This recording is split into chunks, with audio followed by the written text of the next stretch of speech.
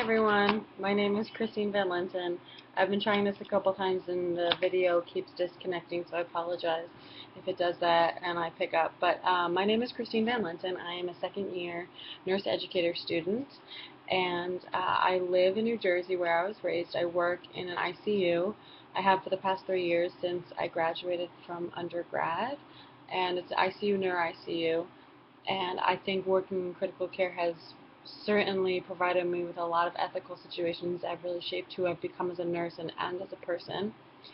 Just to rewind a little bit, why I decided to become a nurse, and one of the things that really shaped my ethical beliefs as a nurse stems back from when I was in high school. My grandfather had been struggling with health issues and dementia for some years, and I remember specifically one time he was in a facility where an aide or a nurse, someone was really frustrated with him because he was agitated, he was demented, and they treated him really poorly. They treated him like a dementia patient. And this really got to me, and I really internalized this because I saw that they were not treating him as the person I knew. I knew him as a really strong, wonderful man who was not this demented, agitated person at all, and they were treating him as the disease process instead of the person. So this really affected who I am as a nurse, and actually really kind of made me choose to be a nurse. So one of my biggest aspects of my ethical decision making in nursing and who I am as a nurse, my philosophy in nursing, is based on treating people humanely and trying to treat them as the person that they were, as opposed to the disease process or the dementia or the agitated, ventilated patient who you can't get to stop moving around. Instead of treating them as that person, you try to treat them as who they were. And this can be very difficult, but in an ICU setting, sometimes we have vented patients for a week, sometimes a month, sometimes they're in and out frequently, vented, trached, pegged, and you start to see them as these patients, and instead I try to treat them as who they were, by speaking to their family members. Sometimes family members bring in pictures, and you see who that person is, not the disease process. And some things that I think are really important are making them look presentable. I know this sounds crazy, but I mean, a man who's never had a beard before and is suddenly vented and has this crazy stubble, I mean, that's not who his family recognizes him as. His family recognizes him as like this strong man in their family, and they don't see him as this patient with his hair all over the place, smells bad, beard. And so I really try to provide my patients with dignity by shaving their face, washing their hair, making them look presentable in the bed, because this is who they are. If 20 years ago they saw a picture of who they'd become in that bed, they'd be really upset. That's not who they are. So I really think that it's really important to treat people humanely, with dignity, give them dignity at these times in their life when they can't provide it for themselves. Along with this, about a year ago, I became certified in a board-certified holistic nurse. And this kind of ties into it with the treating people humanely. I just strongly believe in treating people or helping people with other modalities. Sometimes we have really agitated patients. Sometimes we have people who can't sleep or getting delirious. And there's always other modalities that you can try. You can try to sit with them and give them a back rub. You can try to put on some calming music, or maybe try some essential oils for them to sniff.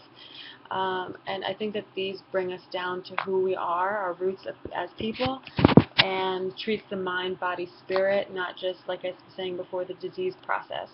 So these are really big parts of who I am as a nurse. And it's kind of interesting because in an ICU I have to be really medical. I have to see things and say, oh my gosh, this patient needs to be intubated right now. This patient is in SBT. I need to get, carted them or something like that. And sometimes we don't think about these humane, holistic things. But when the storm has calmed of whatever disease process is going on, I think that it's really important to provide people with the humane dignity that they deserve.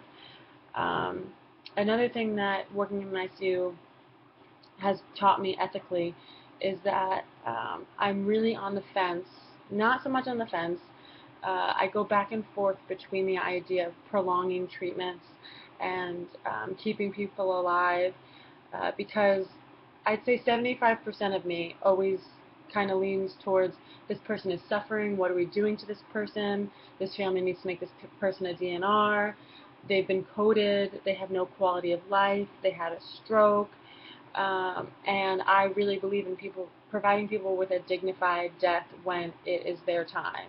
That's something I really strongly believe in. But at the same time, sometimes people will say, no, I want everything done. And recently we had a patient who was in our ICU for almost a month, and they were really looking like they were not going to do well. And we really tried to convince the family maybe we should continue treatment, and they said, no, everything, no, everything. And we kind of thought they were crazy and making this poor man suffer. And then the gentleman had actually been extubated off the vent, was able to tell us, like, yeah, I want everything. And that was like weeks after the storm had kind of started with him. And that was really shocking because to me, I thought that he had been suffering this whole time, and maybe he didn't remember the whole experience, but we look at these people and say, you're crazy, why are you making your loved one suffer? But maybe that person, we can't judge that person's quality of life. So I'd say, like I was saying, the 75% is saying I really believe in providing people with a dignified death when it's appropriate, but at the same time, 25% of me sometimes says, who are we to say what quality of life is? Who are we to say we shouldn't do anything? So it's definitely a struggle that we really can't choose for people. Along with this, another thing that I really personally believe is patient and family education. Often when people say they want everything, they don't know what they're signing on for. They don't know that that means we're gonna intubate you. Maybe a week later we're gonna have to put a trach in, a peg. You will be going to a facility. You will not be able to live at home with your family anymore. These things I just think that people don't realize, and it really upsets me that physicians don't explain these things to families. I've been in a lot of family meetings, and I strongly believe that people need to be educated on what long-term life is going to look like, and also what decisions mean. I had an experience recently where a physician spoke to a family member who made the patient a DNR, and then the patient needed pressor support because his blood pressure was dropping, and the doctor had said, he's a DNR. It drove me crazy because I thought, but you didn't explain to the family that DNR means that we're not going to start pressors. That's not what DNR means. DNR means we're not going to resuscitate them. But starting pressors is not resuscitating them, it's just keeping them alive. And that really bothers me. So I strongly believe in patient education. And I'm going to wrap it up because I've been chatting for a little while. But just in conclusion, the things that are really important to me ethically, personally as a nurse, are treating people humanely, holistically, educating them, and providing people with a dignified death when it is their time, and not prolonging suffering. I think these are all really valuable things that I've learned in ICU, and I hope to share them with future students while not imposing my own views on them, but showing people two sides of the coin, and I hope that I can help patients and nurses in the future. Thank you for listening.